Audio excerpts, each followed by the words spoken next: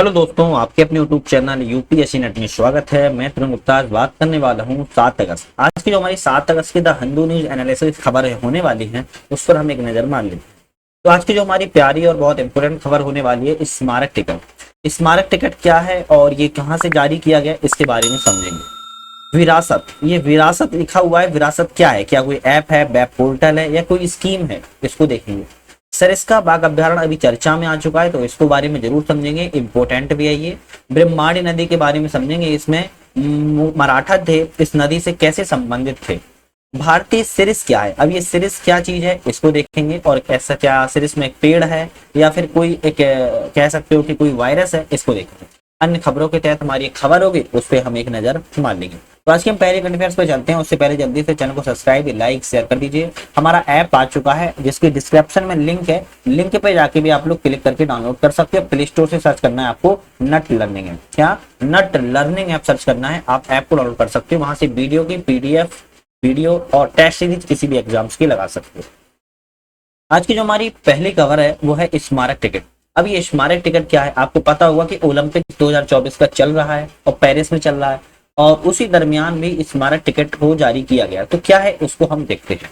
तो चर्चा में है कि डाक विभाग ने पेरिस ओलंपिक का जश्न मनाने के लिए एक स्मारक टिकटों को एक सेट जारी किया हुआ है। जैसे कि आपने सेट देखा होगा, ये पूरा सेट है वो स्मारक टिकट का ही है और ये जारी किया हुआ है किसने के द्वारा? डाक विभाग के द्वारा। स्मारक टिकट के बारे में समझते हैं। तो स्मारक टिकट एक महत्वपूर्ण घटनाओं, विभिन्न क्षेत्रों की प्रमुख हस्तियों, प्रकृति के पहलुओं, सुंदर या दुर्लभ वनस्पतियों और जीवों, पर्यावरणीय मुद्दों, कृषि की गतिविधियों, राष्ट्रीय अंतर्राष्ट्रीय मुद्दों और खेलों आदि की याद में जारी किया जाता है।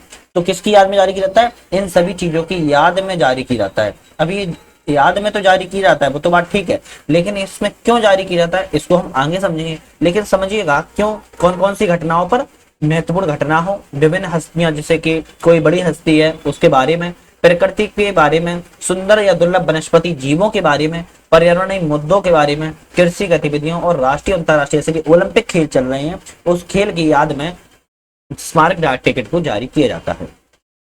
ये टिकट केवल फिलेटिक ब्यूरो और काउंटरों या फिर फिलेटिक जमा खाता योजना के तहत ही उपलब्ध होते हैं, अदरवाइज उपलब्ध नहीं होते हैं। इन्हें सीमित मात्रा में छपाई की जाती है, मतलब कि जिनकी मुद्रित है वो सीमित मात्रा में की जाती है। स्मारक टिकट जारी करने के कुछ नियम भी होते हैं, जैसे कि भारत की किसी भी नागरिक के द्वारा स्मारक टिकट जारी करने के लिए प्रस्ताव भेजा जा सकता है। भारत के किसी भी नागरिक के द्वारा, ध्यान रखना है इसमें क्या कहा गया, कोई भी नागरिक, कोई भी नागरिक,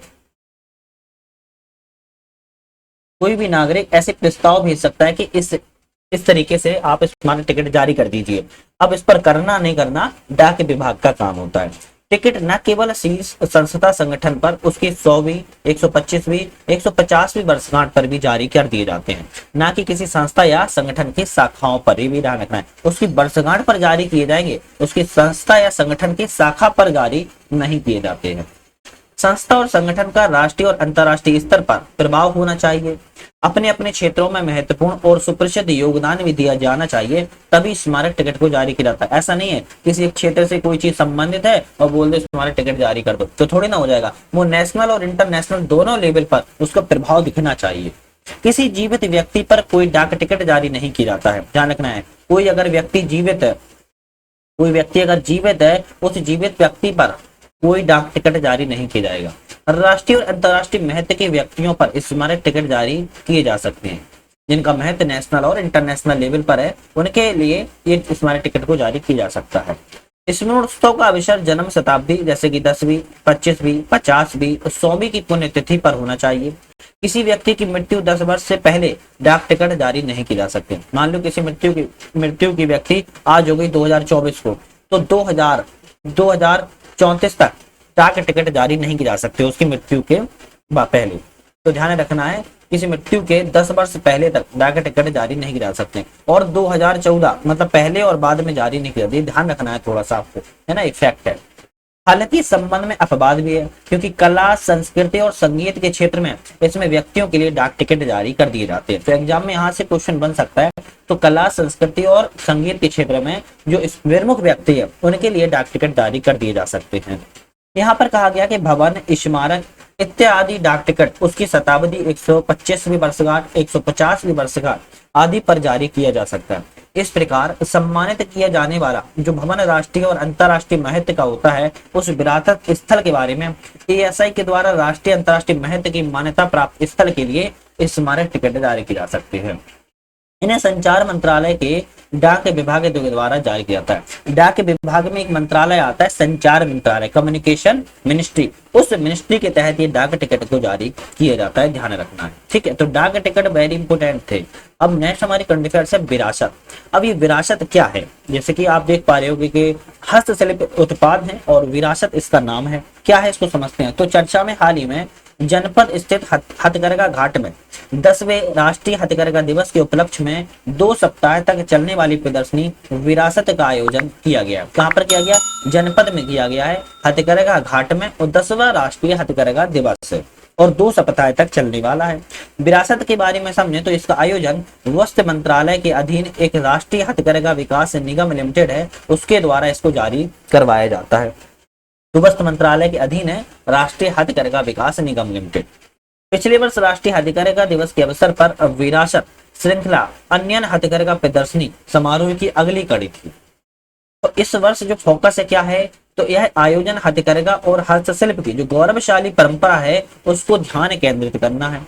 हथकरघा बुनकर और कारीगरों को बाजार से जोड़ना है। आपको पता होगा जो हाथ के कारीगर और जो बुनकर होते हैं वो लंबे बड़े बाजार से नहीं जुड़ पाते हैं, तो उनको एक तरीके से उनका आयोजन करवाकर, उनको ध्यान केंद्रित करवाकर, उनको एक सेंटर में लाकर उनको बाजार से जोड़ना है। इस प्रदर्शनी में बनारसी, जामदानी, बालचूरी, मधुबनी, कोशा, इक्कत, पटोला, टरस शिल्प, महेश्वरी, मोइरांग फी, बालूचरी, फुलकारी, लहरिया, खंडुआ और तंगालिया जैसे अनूठे उत्पाद प्रदर्शित किए गए। यहाँ पे बहुत सारी चीजों के साड़ियों के नाम है, तो ध्यान रखिएगा साड़ियों के नाम है। आप जिस क्षेत्र से वीडियो देख रहे हो, आपके किस क्षेत्र में, आपके राज्य में कौन सी साड़ी प्रमुख है, इन नामों में आप मुझे कमेंट करके बताइए। तो यहाँ पर क्या फोकस किया जाता है, बाजार से, एक बड़े बाजार से लोगों को जोड़ना।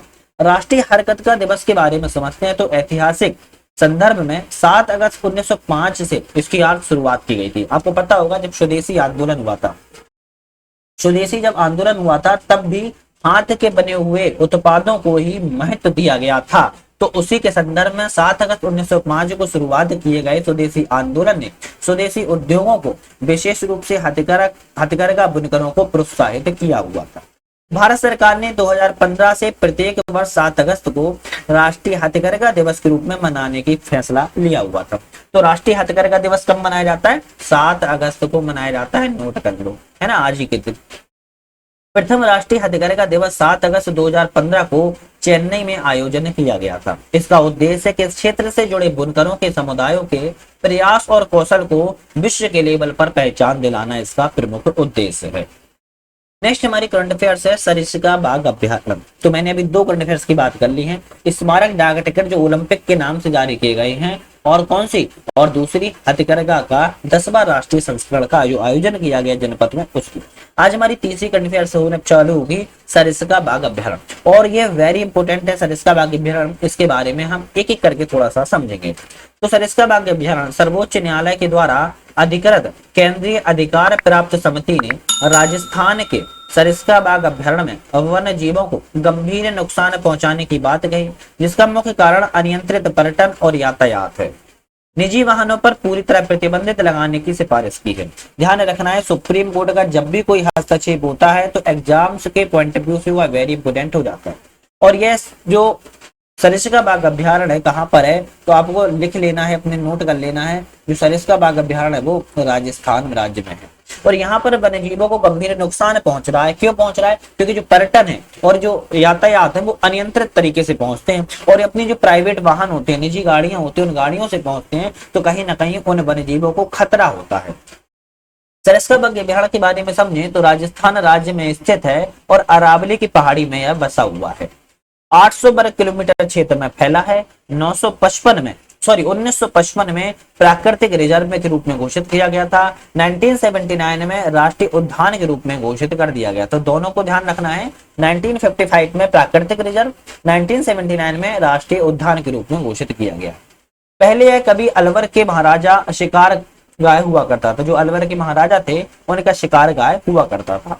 यहाँ पर बाघों की सफलतापूर्वक स्थानांतरित करने वाला दुनिया का प्रथम अभयारण्य बन गया है ये। यह पुराने मंदिरों, महलों और पांडुपुल, भानगढ़ किला, अजबगढ़, प्रतापगढ़, सिलेगढ़ झील और जयसम्मत झील जैसे यहाँ पर प्रसिद्ध जो भवन है यहाँ पर देखने को मिलते हैं। यहाँ की स्थलाकृति की बात किया है तो भू चट्टानी भूदृश्य, झाड़ीदार कांटेदार शुष्क वन, घास, पहाड़ी चट्टानें और अर्ध पर्णपाती पौधे भी यहाँ पर देखने को मिलते हैं। अगर हम यहाँ पर प्रमुख तौर पर वनों की बात की जाए तो सरिस्का की जो वनस्पति है उत्तरी उष्णकटिबंधीय शुष्क पर्णपाती वन है और उत्तरी उष्णकटिबंधीय कांटेदार वनों से निश्चित वनस्पति है ये। यहाँ पर हम अगर वनस्पति की देख लें तो यह क्षेत्र ढोल वृक्षों से आच्छादित है। जो ढोक वृक्ष होते हैं ढोक वृक्षों से यह फला फूला है। अन्य प्रजातियों में सालार, कदया, गोल, बैर, बरगद, गूगल, बांस, कैर और अड़ुसा इत्यादि यहाँ की वनस्पतियां मिलती हैं। यहाँ पर जो इम्पोर्टेंट है वो जीव जंतु हैं। बाघ तो पाया जाता है, बाघ के अलावा यहाँ पर तेंदुआ, सांबर, चीतल, नीलगाय, चार सींग वाले मृग, जंगली सुअर जैसे अन्य जंगली जानवर भी यहाँ देखने को मिलती है। तो सरिस्का अगर अभ्यारण्य की बात की जाए तो राजस्थान में स्थित है, ध्यान रखना है। ब्रह्मांडी नदी, जो ब्रह्मांडी नदी है वो साउथ इंडिया से इसका संबंध है। कहां से? साउथ इंडिया से इसका संबंध। अब ब्रह्मांडी नदी अगर हम बारे में बात करें तो कहां पर देखने को मिलती है इसके बारे में समझेंगे हम। अच्छा, मैं आपको बताना भूल गया कि यूपी की करंट अफेयर्स आ रही है, हमारी सीरीज चल रही है और आज की हमारी जो चौथी सीरीज आएगी, इसके पहले हमारे पार्ट 3 ऑलरेडी बन चुके हैं, तो आज हमारा चौथा सीरीज है। डिस्क्रिप्शन पूरी प्लेलिस्ट है, आप जाके एक बार देख लेना। ब्रह्मांडी नदी के बारे में बात करें तो राउरकेला नहर के निचले इलाकों के निवासी डर के साए में जी रहे हैं। कहाँ के?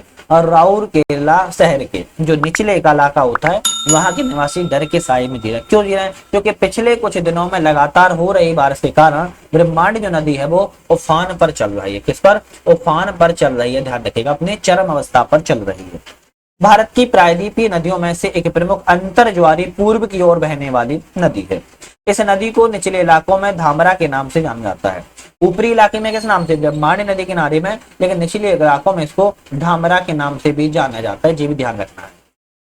इसकी उत्पत्ति की बात की जाए तो उड़ीसा के प्रमुख औद्योगिक शहर राउरकेला के पास संख और दक्षिण में कोयल नदियों के संगम से बनती है। तो संख और कोयल नदियों के संगम से ब्रह्मांडी नदी बनती है। ब्रह्मांडी नदी के दोनों स्रोत छोटा नागपुर पठार पर स्थित है, संख और कोयल। संख नदी का उद्गम की बात की जाए तो झारखंड छत्तीसगढ़ सीमा के पास दक्षिण कोयल नदी के साथ होता है जो झारखंड में निकलती है। यह इसके मार्ग की बात करें तो इसका जो बेसिन है ब्रह्मांडी नदी का वो झारखंड, छत्तीसगढ़, उड़ीसा राज्यों से होकर बहती है। यहाँ से ध्यान रखना है, झारखंड, छत्तीसगढ़, उड़ीसा राज्यों से होकर यह बहती है।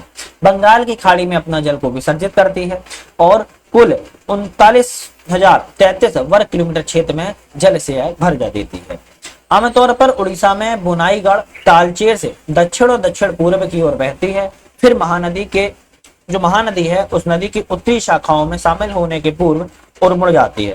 फिर पल्लामायरस पॉइंट पर बंगाल की खाड़ी में यह गिर जाती है।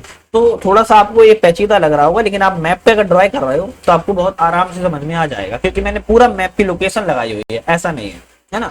इस बिंदु पर बनने वाली ब्रह्मांडी डेल्टा भितरकनिका वन्यजीव अभ्यारण्य का स्थल बना हुआ है जो अपने मगरमच्छों के लिए प्रसिद्ध है। तो भितरकनिका वन्यजीव अभ्यारण्य कहाँ है? उड़ीसा राज्य में है। और किसके लिए प्रसिद्ध है? मगरमच्छों के लिए। किसके? मगरमच्छों के लिए प्रसिद्ध है, ध्यान रखिएगा। इसकी लंबाई कितनी है? तो लंबाई 799 किलोमीटर है और यह 541 किलोमीटर उड़ीसा में ही बहती है, ध्यान रखिएगा। ब्रह्मांडी नदी बेसिन उत्तर में छोटा नागपुर पठार, पश्चिम और दक्षिण में महानदी बेसिन और पूर्व में बंगाल की खाड़ी में घिरा हुआ है। यह पूर्वी घाट को काटती हुई कुछ नदियों में से एक है और इसने उड़ीसा के रेंगाली में एक छोटी घाटी भी बनाई हुई है और यहाँ पर एक बांध बनाया गया है। इसकी सहायक नदी की बात किया है तो संख, टिकरा और कारो इसकी प्रमुख सहायक नदियां हैं। कौन सी? संख, टिकरा और कारो। नेक्स्ट हमने आपको बात बताया था कि भारतीय सरिस क्या है। आप पेड़ देख पा रहे होंगे, लेकिन हम आपको तभी बताएंगे जब पूरी बात आप समझोगे। तो भारतीय सरिस के बारे में समझते हैं। तो पूर्वी गोदावरी जिले में स्थित कुमार देवम ग्राम पंचायत में 100 साल पुराने भारतीय सरिस के पेड़ की मौत के बाद शोक की लहर छा गई। तो ये 100 साल पुराना वृक्ष है और 100 साल पुराना वृक्ष के साथ साथ इसकी मृत्यु हो चुकी है, तो इसमें क्या हो गया, एक शोक हो गया है, उस शोक को मनाया गया है और शोक की लहर छाई हुई है। पूर्वी गोदावरी जिले में स्थित है, कुमारदेवम ग्राम पंचायत में। भारतीय सरिस के बारे में समझें तो अल्बिजिया लेबक के नाम से इसको जाना जाता है। भारत और दक्षिण पूर्व एशिया का एक उष्णकटिबंधीय यह पेड़ है। यह फेबेसी परिवार से संबंधित है और पर्णपाती पेड़ है, जिसका उपयोग कई तरह से किया जा सकता है। इसमें गर्म और आर्द्र जलवायु की आवश्यकता होती है। उन्हें मिट्टी, दोमट, रेतीली मिट्टी सहित कई प्रकार की मिट्टियों में उगाया जा सकता है। इसकी विशेषताओं की बात करें तो अधिकतम 15 से 20 मीटर की ऊंचाई तक यह बढ़ता है। इसकी जो छतरी के आकार की छतरी फैली होती है, जैसे कि फोटो में आपने देखा है, छतरी के आकार की छतरी फैल जाती है ना। इस तरीके से यहाँ पर आप छतरी का हैंडल पकड़ते हो, बाकी छतरी आपको बरसात में क्या करती है, रोक लेती है। तो इसीलिए पेड़ का तना आमतौर पर सीधा होता है और इसका व्यास 1 मीटर तक होता है। इसकी जो पत्तियां हैं वो हरी और फर्न जैसी होती हैं, 25 सेंटीमीटर तक लंबी होती है जो इसकी पत्तियां होती हैं। मध्यम से लेकर घनी शाखाएं होती हैं और इनके शाखाओं तने से बाहर ऊपर की ओर फैली होती है। यह गुच्छों में छोटे सफेद और सुगंधित फूल पैदा करता है। जो इनके फूल होते हैं वो छोटे सफेद और सुगंधित होते हैं। तो सरिस, अगर भारतीय सरिस आए तो क्या है, एक वृक्ष है। क्या है, एक वृक्ष है भारतीय सरिस। और यह पूर्वी गोदावरी जिले में देखा गया था। ध्यान रखना है, 100 साल पुराना है, उसकी मृत्यु पर शोक मनाया गया है, ध्यान रखिए। परिस्थिति की भूमिका की बात किया तो यह पेड़ वायुमंडल से नाइट्रोजन को स्थिर करने में सक्षम है, मिट्टी को समृद्ध करने और अन्य पौधों की प्रजातियों को सहारा देने में मदद करता है। व्यापक उथली जड़ प्रणाली इसे एक अच्छा मिट्टी बांधने वाला बनाती है। मिट्टी के संरक्षण और कटाव के लिए यह नियंत्रण के उपयोग के लिए बहुत ही उपयुक्त है, क्योंकि अच्छी बांध के रखता है मिट्टी को। तो मिट्टी का जो संरक्षण है वो बहुत अच्छा होता है। आज की हमारी अंतिम करंट अफेयर्स इंपोर्टेंट है। उम्मीद है आप लोगों ने चैनल को लाइक शेयर सब्सक्राइब कर लिया होगा और हमारा ऐप था जो नट लर्निंग है, आपने उसको डाउनलोड कर लिया होगा। इसकी वीडियो आप पीडीएफ इसको डाउनलोड करने के लिए आपको टेलीग्राम पर और ऐप पर दोनों पे मिल जाएगी। भारतीय राष्ट्रपति के द्वारा फिजी और लिमोर लेस्टे की पहली यात्रा की गई है। तो भारत के राष्ट्रपति कहाँ खड़े हैं, ये खड़े हुए हैं और इन्होंने फिजी और तिमोर लेस्टे की यात्रा की है। किसकी, फिजी और तिमोर लेस्टे की यात्रा की हुई है। तो फिजी और तिमोर लेस्टे के बारे में प्रॉपर अलग अलग समझेंगे, पहले देख लेते हैं चर्चा में क्यों है। तो भारतीय राष्ट्रपति कौन है, द्रौपदी मुर्मू है, जिन्होंने 5 से 10 अगस्त तक फिजी, न्यूजीलैंड और तिमोर लेस्टे की राज्य की यात्रा की हुई है, जिसमें से फिजी और तिमोर लेस्टे की इनकी पहली आधिकारिक यात्रा है। यह किसी भारतीय राष्ट्रपति की फिजी और तिमोर लेस्टे की पहली यात्रा, ये भी ध्यान रखिएगा। प्रधानमंत्री तो गए हैं पर राष्ट्रपति पहली बार गए। सबसे पहले हम फिजी को समझते हैं। अगर हम फिजी को समझें तो फिजी दक्षिण प्रशांत महासागर में न्यूजीलैंड के उत्तर पूरब में, जैसे कि आप लोग देख पा रहे हो है ना, इस मैप पे आप लोग देख पा रहे होगे। आप अपने मैप को भी रखा करो थोड़ा सा, है ना, ध्यान रखा करो। फिजी दक्षिण प्रशांत महासागर में और न्यूजीलैंड के उत्तर पूरब में, ध्यान रखिएगा, न्यूजीलैंड के नॉर्थ ईस्ट में, हवाई द्वीप के दक्षिण पश्चिम में स्थित एक देश है। यह किसी अन्य देश के साथ अपनी भूमि को साझा नहीं करता है, मतलब कि इसकी जो फिजी की सीमा है वो किसी भी देश के साथ नहीं लगी है। फिजी की राजधानी की बात किया तो शुवा है। क्या है, शुवा है। और फिजी का डॉलर FJD, ध्यान रखिएगा, मुद्रा है। तिमोर लेस्टे की बात करें अगर हम, तो तिमोर लेस्टे का चिन्ह आप देख पा रहे होगे। यह दक्षिण पूर्व एशिया में तिमोर द्वीप के पूर्वी हिस्से में स्थित है। तिमोर, इसे पूर्वी तिमोर भी कहते हैं। क्या कहते हैं, ईस्ट तिमोर भी कहते हैं। तिमोर द्वीप के पश्चिमी हिस्से को पश्चिमी तिमोर कहते हैं, मतलब कि जो पश्चिमी हिस्सा है उसको वेस्ट तिमोर कहते हैं और पूर्वी हिस्से को पूर्व ईस्ट तिमोर कहते हैं, जो कि इंडोनेशिया का एक भाग है। इसकी राजधानी दिल्ली है। क्या है इसकी राजधानी, दिल्ली नहीं, दिल्ली तो भारत की है, दिल्ली इसकी राजधानी है, ध्यान रखिएगा, दिल्ली इसकी राजधानी है। और मुद्रा की बात किया तो अमेरिकी डॉलर यहाँ की मुद्रा है, ध्यान रखिएगा। तो आज यहाँ पर मेन टॉपिक्स पर मैंने बात की है। उम्मीद है आपको सारा सेशन पसंद आया होगा। इसी तरीके की वीडियो देखने के लिए चैनल पे आप लोग लाइक शेयर सब्सक्राइब कर लीजिएगा। नेक्स्ट हमारा जो कल वीडियो आएगी उसको आप जरूर देखिएगा, वेरी इंपोर्टेंट होने वाली है। आज के लिए आप लोगों का धन्यवाद।